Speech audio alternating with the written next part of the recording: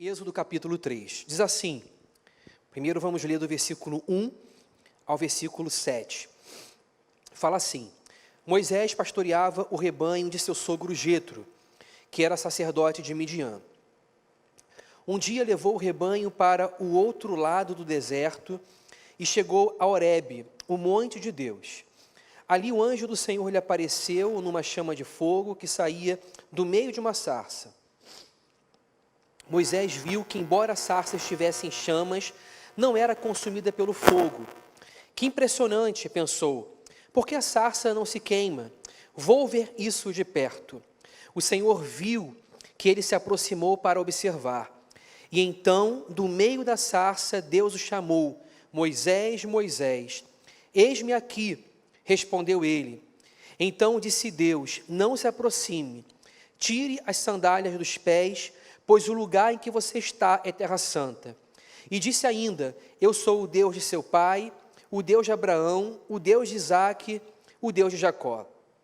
Então Moisés cobriu o rosto, pois teve medo de olhar para Deus. Disse o Senhor: de fato tenho visto a opressão sobre o meu povo no Egito. Tenho escutado seu clamor por causa dos seus feitores, e sei quanto eles estão sofrendo. Por isso desci para livrá-los das mãos dos egípcios e tirá-los daqui para uma terra boa e vasta, onde manam leite e mel, a terra dos cananeus, dos hititas, dos amorreus, dos ferezeus, dos heveus e dos jebuseus. Vamos orar nesse momento? Senhor nosso Deus, nosso Pai, nós te suplicamos e te pedimos, Jesus, que o Senhor fale conosco nessa noite, que a tua boa mão venha nos guiar, que o Senhor abra o nosso entendimento, o nosso coração, para que recebamos a tua palavra com alegria, para que ela frutifique em nosso coração e possa tornar a nossa visão a respeito da tua vontade cristalina, Senhor Deus, e que nós tenhamos o fôlego e a vontade que procede do poder da ressurreição para fazermos, Senhor Deus, o que tu queres em nossas vidas. Em nome de Jesus, amém. Esse texto maravilhoso da palavra de Deus relata um incidente aparentemente aleatório e casual na vida de uma personalidade bíblica muito importante, protagonista na história da redenção, utilizado por Deus poderosamente. Esse homem se chama Moisés.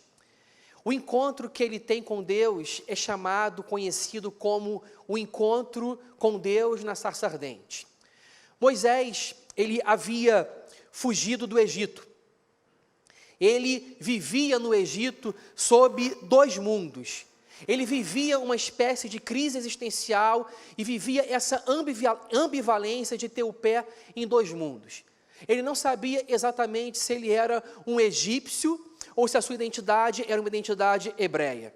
Ele foi tirado das águas, foi encontrado pela filha de Faraó, quando o próprio pai havia determinado que as crianças hebreias fossem objeto de um infanticídio cruel.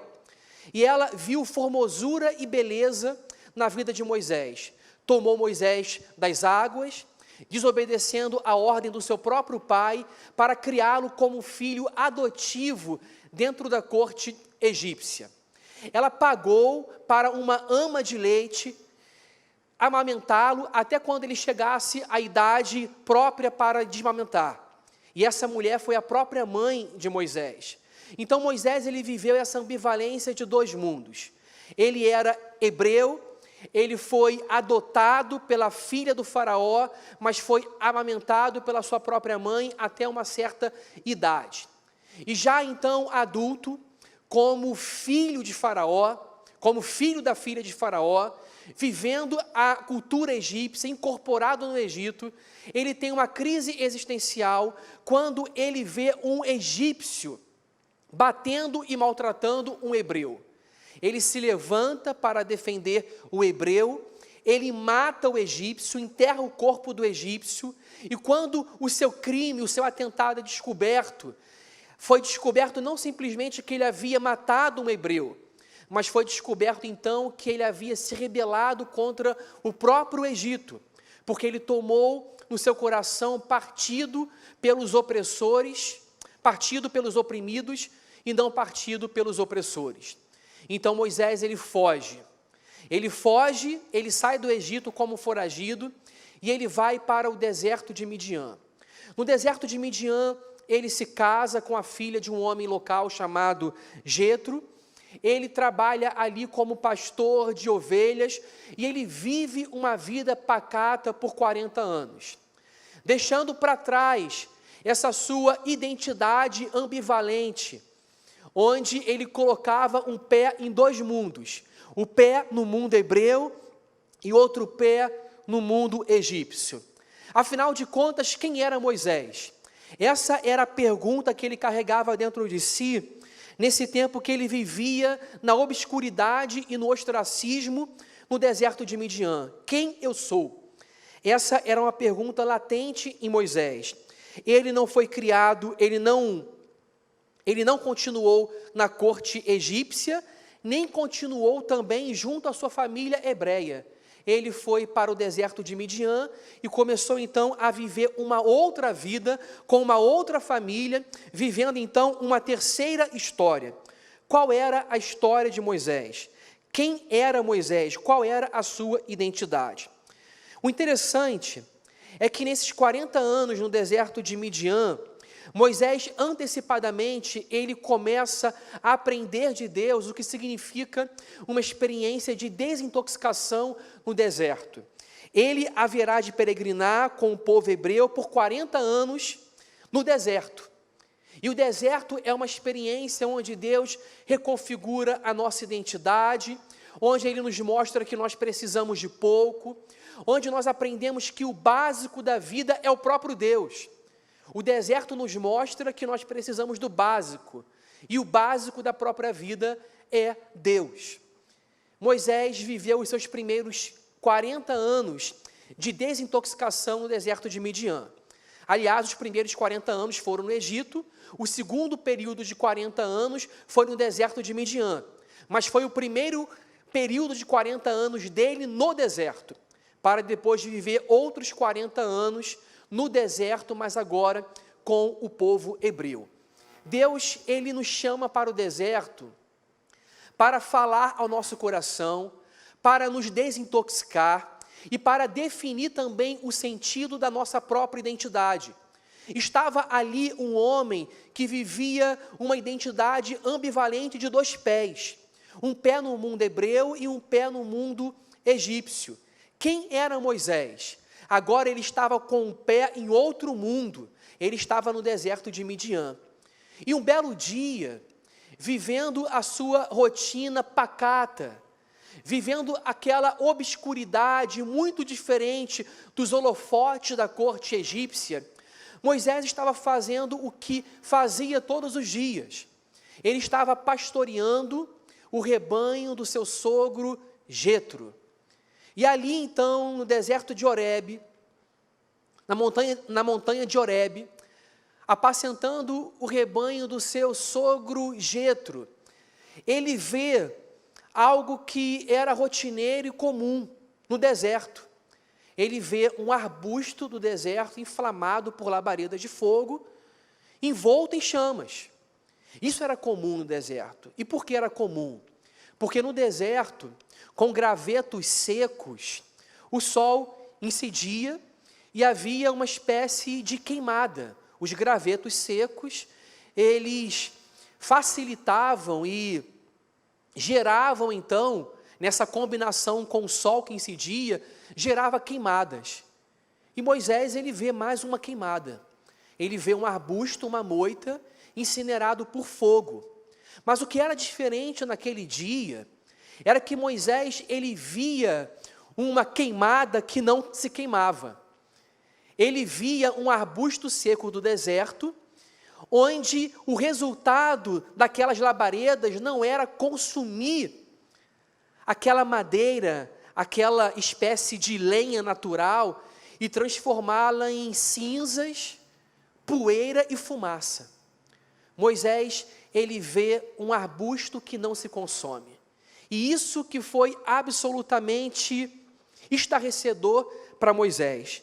Vejam o versículo 3 do capítulo 3. Que impressionante, pensou, por que a sarça não se queima? Vou ver isso de perto. Ele então vê um fenômeno no deserto, por que a sarça não se queima? Essa era a pergunta de Moisés, por que a sarça não se queima? Eu gostaria de responder essa pergunta. Quando a gente lida com fogo, a gente pensa, o fogo ele é devastador, ele é perigoso. O fogo ele pode causar incêndios, um curto-circuito elétrico pode acarretar uma grande explosão. O fogo ele ocorre nas queimadas, e quem brinca com fogo se queima. Quem se expõe ao fogo pode inalar fumaça e morrer. O fogo, ele não é um poder inofensivo. E assim como o fogo não é um poder inofensivo, os poderes que nós encontramos no mundo, eles não são poderes inofensivos. E eles têm a capacidade de acarretar degradação e destruição. O fogo, geralmente, ele acarreta o quê? Ele acarreta o consumo daquela matéria que é visitada e encoberta por ele. Uma fogueira se transforma no final daquele incêndio e daquela chama abrasando se transforma no final em poeira, em cinzas e fumaça. Mas esse não foi o resultado daquele poder. Aquele poder que Moisés viu no deserto era de uma natureza distinta, porque aquele poder não acarretava degradação e destruição, não gerava cinzas, poeira e fumaça, mas enquanto aquele poder se manifestava, a sarça ela era preservada. E esse é o poder que se revela a Moisés. E esse é o poder que está no coração e no âmago da fé cristã. É um poder que não nos destrói. É um poder que não nos consome, mas é um poder que nos preserva. Pensem nos poderes do mundo. Poder do narcotráfico, de uma ditadura, poder de uma explosão, de uma opressão, ou até mesmo de uma explosão, tanto poderes causados pela agência e pela instrumentalidade humana que oprime, que denigre, que destrói a honra do outro, como também um poder natural, como o poder de uma tempestade, de um terremoto, de um furacão. Os poderes que nós conhecemos trazem destruição. O poder institucional de políticos, ou o poder não institucional de uma organização criminosa ou de um grupo miliciano, o que nós vemos todos os dias são potestades de destruição. A Bíblia chama esse poder do mal de potestade. Não me refiro agora ao poder da natureza, mas me refiro a poderes humanos e poderes demoníacos. Esse poder do mal é chamado na Bíblia de potestade. E esses poderes chamados de potestades, eles são alimentados por uma raiz de egoísmo, de rebelião e de ódio. A Bíblia os descreve como poderes que trazem destruição. E o príncipe desse poder, o príncipe da potestade do ar, ele veio para matar, roubar e destruir e operar sobre os filhos da desobediência, trazendo um reinado de destruição. Esse é um principado do engano e da mentira. E para onde quer que nós coloquemos os nossos olhos, nós vemos esse principado da mentira, esse poder da destruição. No entanto, a palavra de Deus fala a respeito de um poder que não consome. E esse poder que não consome é o poder que apareceu para Moisés na sarça ardente. É o poder cujas brasas que envolviam a sarça não trouxeram destruição para a sarça. A sarça não virou cinzas e fumaça. Esse é o poder de Deus. O poder de Deus, quando nos abraça, nos envolve, nos visita, e até mesmo quando Ele habita em nós, na pessoa do Espírito Santo, Ele não patrocina a nossa degeneração, a diminuição da nossa dignidade, mas esse poder, Ele refina o nosso caráter, Ele nos santifica e Ele preserva a nossa humanidade, tornando a nossa humanidade parecida com a humanidade de Jesus. Esse poder, ele enobrece, ele refina, ele traz dignidade e torna o nosso caráter um caráter santo. Os poderes desse mundo destroem, mas o poder de Deus não destrói. Esse é o poder da sarça ardente. É um poder que não se baseia num principado de rebelião, de engano e de mentira. É um poder que não traz opressão. É um poder que não traz desordem. Mas é um poder que conserta o mundo, que conserta as coisas. É o poder que Moisés descobre. E ele descobre que esse poder não é simplesmente uma energia inconsciente, não é uma mente inconsciente. Esse poder não é uma eletricidade, não é o poder de uma quimioterapia, não é um poder movido pelas intempéries da natureza, como uma tempestade ou um furacão. Esse poder é um poder que ama, é um poder pessoal, é um poder que desce para livrar o povo de Israel do Egito. É um poder no qual habita a solidariedade, a misericórdia e a compaixão. Moisés olha para essas chamas, Moisés olha para a sarça, e ele pensa que é um fenômeno da natureza, ou um fenômeno sobrenatural, sobre o qual ele vai colocar os seus olhos investigativos para descobrir o que se passa. Mas de repente, quando ele vai em direção ao fenômeno, ele ouve uma voz dizendo: Moisés, Moisés. Vejam que coisa maravilhosa Deus faz com a gente. Moisés vivia a sua rotina pacata, apacentando ovelhas no deserto de Midian. E um belo dia, a rotina pesada, cansativa de Moisés é interrompida e quebrada por algo sobrenatural e maravilhoso que lhe visita. E é isso que Deus ele faz quando nos visita nas nossas rotinas.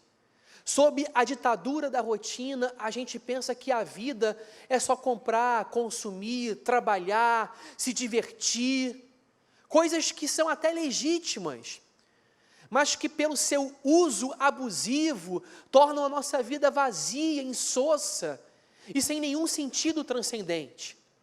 A experiência da sarça ardente revela que no âmago do coração da fé judaico-cristã, e particularmente no cristianismo, existe uma mensagem de que para além desse mundo existe algo, existe transcendência. Nós não vivemos sozinhos aqui. O mundo não é um universo fechado, com paredes blindadas, onde Deus não existe e no qual Deus não entra. Existe exuberância, beleza, transcendência, existe Deus. E esse algo para além do mundo, a gente descobre no âmago da fé cristã que não é algo, é alguém. E esse alguém nos conhece pelo nome e nos chama, como chamou Moisés, Moisés, Moisés.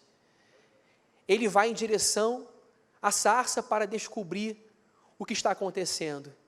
E ele descobre que não é ele que vai descobrir o que está acontecendo. Ele descobre que ele está sendo descoberto. É isso que a nossa fé revela. nós somos visitados e conhecidos por Deus. Moisés, eu te conheço pelo nome, eu te visito na sua rotina pacata, no seu ostracismo, onde você se esconde, eu te visito onde você está procurando descobrir quem você é, eu te visito nessa terra, onde você está procurando saber qual é a sua identidade, pergunta quem sou eu, de onde eu vim, para onde eu vou, qual o sentido da vida, existe algo para além disso? Será que o mundo é feito só de sarças que se queimam, que viram fumaça e pó? Deus diz não, não. O mundo não é feito só de poderes abusivos, enganosos, mentirosos, de maldade, de corrupção. O mundo não é feito só dessa ordem de causa e efeito. Existe transcendência, exuberância e beleza. E a mensagem da sarça diz que Deus não é simplesmente um Deus do além remoto. A mensagem da sarça diz que o Deus do além é Deus do aquém. Que o Deus de longe é Deus de perto. Que o Deus que habita no alto e sublime trono é o Deus que diz para Moisés: eu vou descer e vou terminar com a bagunça dessa opressão. Eu vou descer e vou libertar o meu povo, e vou preparar para o meu povo uma festa de adoração no deserto. É o Deus que desce. Esse é o Deus da sarça. É o Deus que desce, solidário, misericordioso, e é o Deus que nos conhece, que nos investiga. Moisés acha que ele está observando, que ele está escrutinando, que ele está perscrutando aquilo. Mas aí o Deus da sarça diz: Moisés, sou eu que te perscruto. A gente muitas vezes quer compreender a mente de Deus. A gente muitas vezes quer entender os modos soberanos e inescrutáveis de Deus agir. Mas a mensagem da sarça diz que não somos nós que desvendamos Deus. A mensagem da sarça diz que é Deus que nos desvenda. Essa mensagem diz para mim que eu preciso ser desvendado, que eu preciso ser conhecido, que eu preciso ser descoberto. Essa mensagem, ela me faz orar, ver se há em mim algum caminho mau e guia-me pelo caminho eterno. Essa mensagem, ela encerra a minha curiosidade de querer desvendar Deus como se Ele fosse um objeto da minha análise, como se Ele estivesse debaixo das minhas lentes microscópicas de cientista. E essa mensagem diz que eu não posso ser cientista de Deus. Eu não posso ser cientista de Deus. Não queira ser cientista de Deus. Não queira desvendar a mente de Deus. Essa mensagem, ela nos ensina a amar o Deus que quer nos conhecer. O Deus que nos conhece, mas que quer que nós saibamos que nós somos por Ele conhecidos. Essa é a mensagem da sarça ardente. Essa mensagem, ela diz que a vida, ela não é feita só do visível, da ditadura, da visibilidade, da rotina. Essa mensagem diz que Deus, Ele traz exuberância e beleza na nossa rotina, que muitas vezes nós julgamos sem sentido. Não há nenhum problema na rotina, gente. Aliás, nós passamos muito mais tempo na vida vivendo rotina do que vivendo eventos. A gente dorme, acorda, toma café da manhã, vai trabalhar. A maior parte da nossa vida é vivida em rotina. Casamentos, festas, são eventos. Acontecem de tempos em tempos. Mas a rotina nós vivemos todos os dias. O problema não é ter rotina. O problema é quando nós vivemos uma rotinização sem saber que as misericórdias de Deus se revelam a cada manhã. Moisés talvez estivesse vivendo uma rotina de ditadura, uma rotina cansativa. E por que eu digo isso? Porque ele estava desconectado da sua própria história. E ninguém que vive desconectado da sua própria história, que vive essa quebra de narrativa da vida, sem saber, afinal de contas, quem é, pode viver uma plenitude de satisfação e alegria. Nós só encontramos a plenitude de satisfação e alegria quando nós descobrimos a nossa identidade em Deus. E Deus se revela a Moisés dizendo o seguinte: Moisés, eu sou o Deus dos teus pais. Eu sou o Deus de Abraão, de Isaac e de Jacó. Moisés, essa história que parece desconexa, que parece quebrada, tem sentido. E eu vou dar sentido a essa história cada vez mais, porque eu vou cumprir a promessa que eu fiz a Abraão. E eu vou dar uma terra ao povo de Abraão. E você, Moisés, vai encontrar sentido na vida em algo chamado vocação. Você vai encontrar alegria em algo chamado vocação.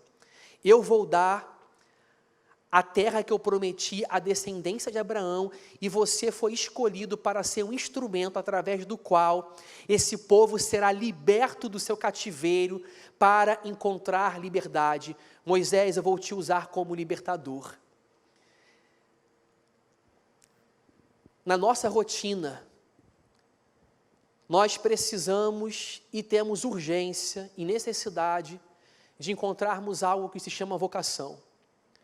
Porque se nós não encontramos esse algo chamado vocação na nossa rotina, a nossa vida simplesmente vai ser para comer, beber, dormir, simplesmente para viver um ciclo biológico onde nós nascemos, reproduzimos, morremos e vivemos o nosso metabolismo e emagrecemos, engordamos e dormimos e comemos e sentimos fome, e assim nós viveremos simplesmente uma vida de animalidade. Mas nós somos muito mais que isso, nós somos feitos à imagem e semelhança de Deus. E chamados por Deus para vivermos para a sua glória. Moisés, na experiência da sarça ardente, ele estava sendo recolocado no mundo, num lugar onde ele viveria para a glória de Deus e descobriria o sentido profundo de vocação. Sua vocação era um ministério de libertação. Não esses ministérios de libertação que nós ouvimos falar hoje, mas o ministério da libertação, que é a essência do cristianismo. O Cristo que se revela para trazer liberdade aos homens e transportá-los das trevas para a luz, do cativeiro da escravidão para o ambiente da liberdade, para a liberdade que é o seu reino. Moisés é mensageiro de liberdade. E todos nós, em algum grau de profundidade, em algum grau de intensidade, uns vivendo um ministério de tempo integral, outros vivendo um ministério de tempo parcial, mas todos nós somos chamados para um ministério de liberdade, para um ministério que proclama ao mundo de que o Cristo veio para trazer vida em abundância. E a vida em abundância, ela não pode acontecer numa rotina de escravidão no Egito, onde as pessoas trabalham de domingo a domingo. No Egito, o povo de Israel trabalhava de domingo a domingo. Não havia folga, não havia feriado, não havia descanso, não havia tempo para a criatividade, não havia tempo para eles pensarem na própria vida e para construírem sentidos de vida. Eles viviam como escravos, a vida deles foi roubada.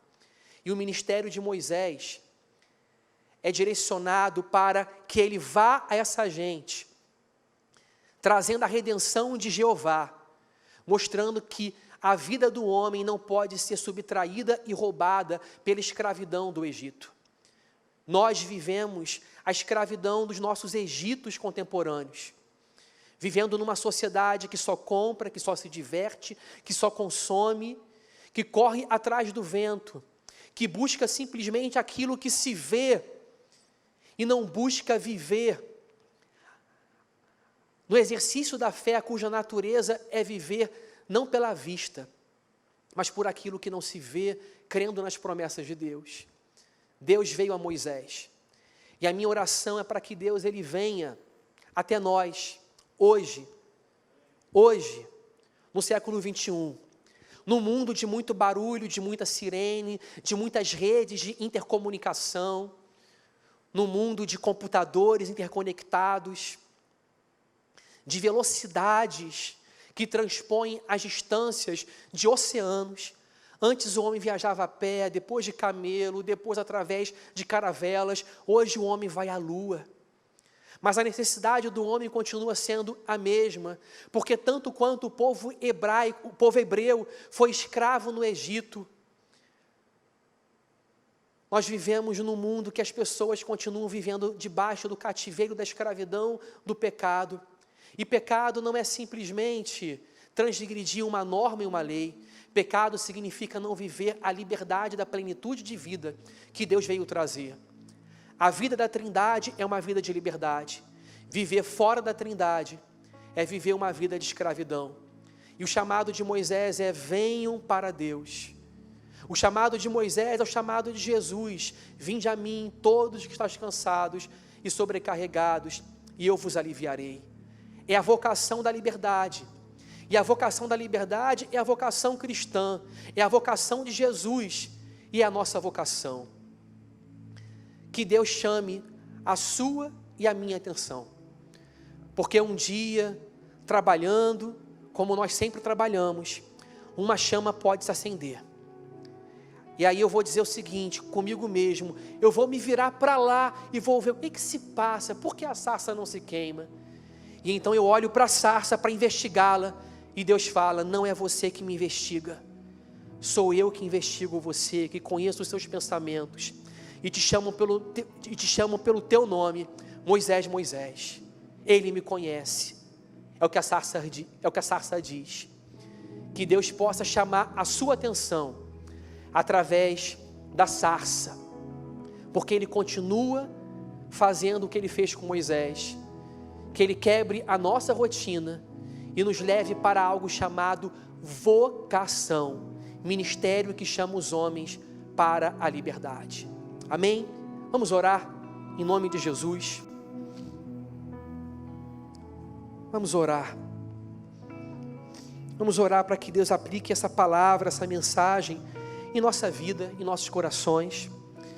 E orar também por nossa igreja, por aqueles que estão enfermos, que estão hospitalizados, por aqueles que vivem momentos financeiros difíceis. Orar para que Deus, Ele abra portas de trabalho. Orar para que o Senhor visite o seu povo em todas as suas necessidades. Deus amado, nós te suplicamos que Tu nos visites, como o Senhor visitou Moisés, que o Senhor nos visite. Na nossa rotina pacata ou cansativa, na qual muitas vezes corremos atrás do vento, que o Senhor se revele a nós e mostre a Tua exuberância, a Tua beleza, que o Senhor nos mostre que o Senhor não é Deus só de longe, mas é Deus de perto, e está pertinho de nós. Que o Senhor acenda uma sarça para chamar a nossa atenção, nós que andamos tão distraídos, Senhor, que vivemos uma vida muitas vezes centrada no nosso próprio eu, no nosso próprio ego, no nosso próprio eu. Senhor, mostra que existe um poder no mundo que não consome, e nós te pedimos que esse poder, o poder da ressurreição de Jesus, cubra a nossa vida para que nós vivamos uma vida nova, Senhor Deus, como novas criaturas. Que o Senhor nos dê vocação para nós encontrarmos um sentido de vida que é viver para a glória do Teu santo nome.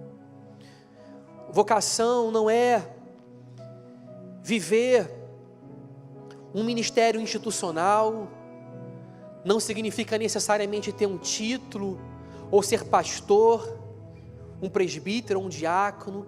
Ter vocação significa viver para a tua glória, e vivendo como Moisés viveu, para chamar um povo da escravidão para a liberdade.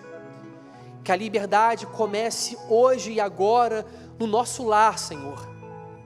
Que o Senhor proclame liberdade aos cativos, aos algemados, aqueles que estão escravizados nos seus próprios mundinhos e no seu próprio gueto, de uma vida rotineira tão cansativa e tão chata, porque a gente se esquece que o Senhor faz a tua misericórdia se renovar todas as manhãs. Senhor, visita os enfermos, aqueles que estão hospitalizados ou aqueles que estão na sua própria casa. Senhor, visita, Senhor Deus, aqueles que estão fazendo tratamento, Senhor Deus, contra um câncer, aqueles que enfrentam uma doença crônica, aqueles, Senhor Deus, que tratam dos enfermos mais velhos na sua família. Trata, Senhor Deus, daqueles, Senhor Deus, que precisam ser visitados pelo Teu Espírito Santo para receberem uma cura, Senhor. Tu és o médico dos médicos. Nós cremos nesse poder que cura, nesse poder que traz vida, que restitui a saúde do nosso corpo, se o Senhor quiser. E se Tu quiseres, Senhor Deus, faça o que nós não podemos fazer por esse irmão e por essa irmã que nessa hora te suplica, talvez por si mesmo, ou talvez por um ente querido, ou por um familiar. Senhor, abra a porta de emprego, Pai, mesmo que os dias sejam difíceis, mesmo que o mercado esteja desacelerado, nós vivemos crendo num Deus que está acima da lógica do mercado, da lógica da economia.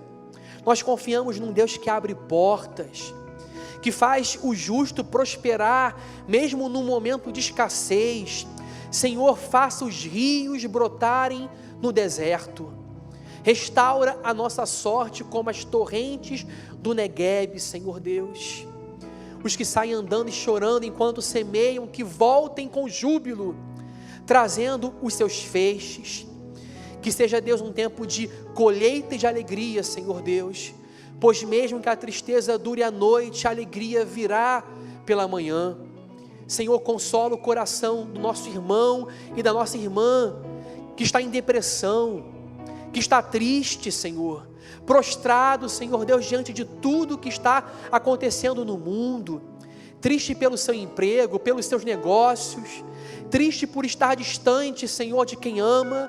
Que o Senhor reavive esse irmão, que o Senhor levante essa irmã, e que nós possamos, Senhor Deus, viver para a Tua glória, e adorar o Teu nome, Senhor Deus, mesmo quando o mundo desaba ao nosso redor. Senhor, esta é a nossa súplica, e nós oramos também pela Igreja Presbiteriana das Américas. Oramos, Senhor Deus, pelos seus pastores, pelo seu conselho, pelo pastor J.R. Vargas, que o Senhor cubra a liderança dessa igreja, dando sabedoria, diretriz, orientação do Teu Espírito Santo para conduzir esse rebanho a pastos verdejantes. Abençoa, Senhor Deus, essa igreja, abençoa o corpo diaconal, todos os líderes de times, de ministérios, Senhor. Abençoa, Senhor Deus, toda esta igreja, o grupo de louvor, a equipe ministerial do louvor, as sociedades internas. Cubra, Senhor Deus, esta igreja com a Tua proteção e a Tua bênção, e traga sobre nós o avivamento, Senhor Deus, que nós tanto almejamos e esperamos. Em nome de Jesus, com o perdão dos nossos pecados. Amém e amém.